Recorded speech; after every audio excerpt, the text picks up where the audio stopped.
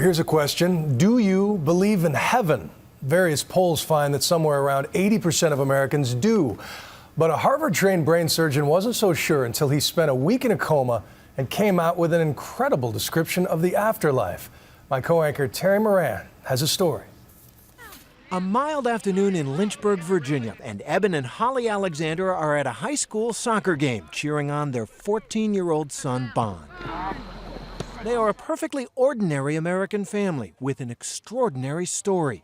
They have been touched by a medical miracle and maybe more. I mean, it was impossible after impossible after impossible. Eben Alexander, a Harvard-trained neurosurgeon who was a skeptic when it came to religion, survived a near-death experience, and he now carries the memory of what he says was a journey to heaven, a journey that all his scientific training cannot explain.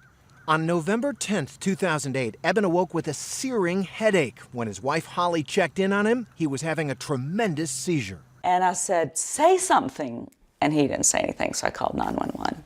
Eben was rushed to the hospital where he worked as a neurosurgeon. The only word we could truly make out was help. And the rest of his verbalization was purely screaming.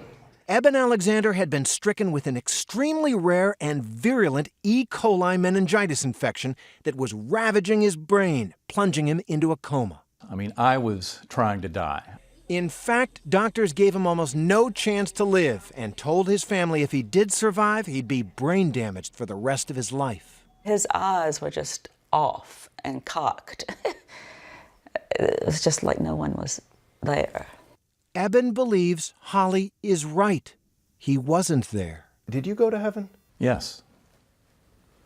I mean, in every sense of the word, that's what my experience showed me. His first recollection, he says, was being a speck of pure awareness in a dark and murky underworld.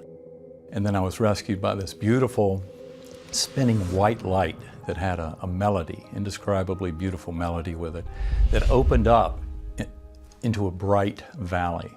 Just an incredible, rich, ultra-real world of indescribable complexity. God was there, he says, and he encountered him through an orb of brilliant light.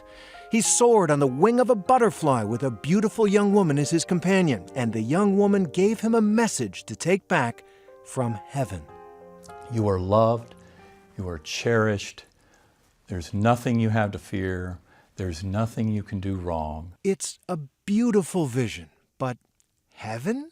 A lot of people are going to say, Doctor, it was a hallucination. Your brain got zapped by this disease, all the wires got crossed, and you saw a girl on a butterfly wing, and you were spinning up in a melody. I know this was not a hallucination, not a dream, not what we call a confabulation.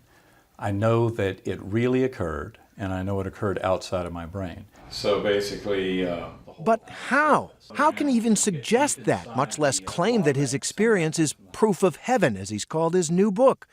He showed us his brain scans. it wasn't leaving any part of my cortex unaffected. So your conclusion is because all of this outer area, which is the higher functioning, was covered with the infection, what you experienced in the coma wasn't part of the brain. Right. Many neuroscientists are deeply skeptical of Eben's claims, arguing his brain must have produced his vision somehow, most likely as he came out of coma.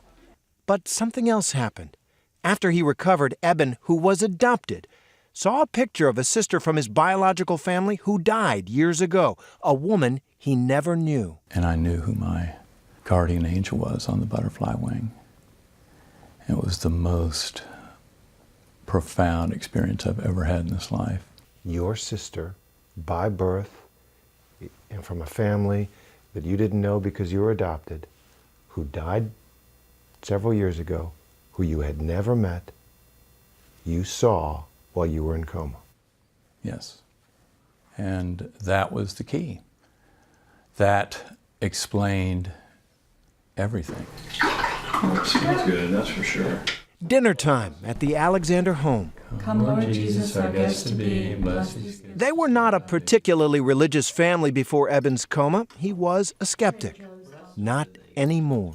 This proves that our soul, our consciousness, our spirit doesn't depend on the existence of the brain and body at all, and easily is actually freed up to a much higher state of knowing when it's freed from this body.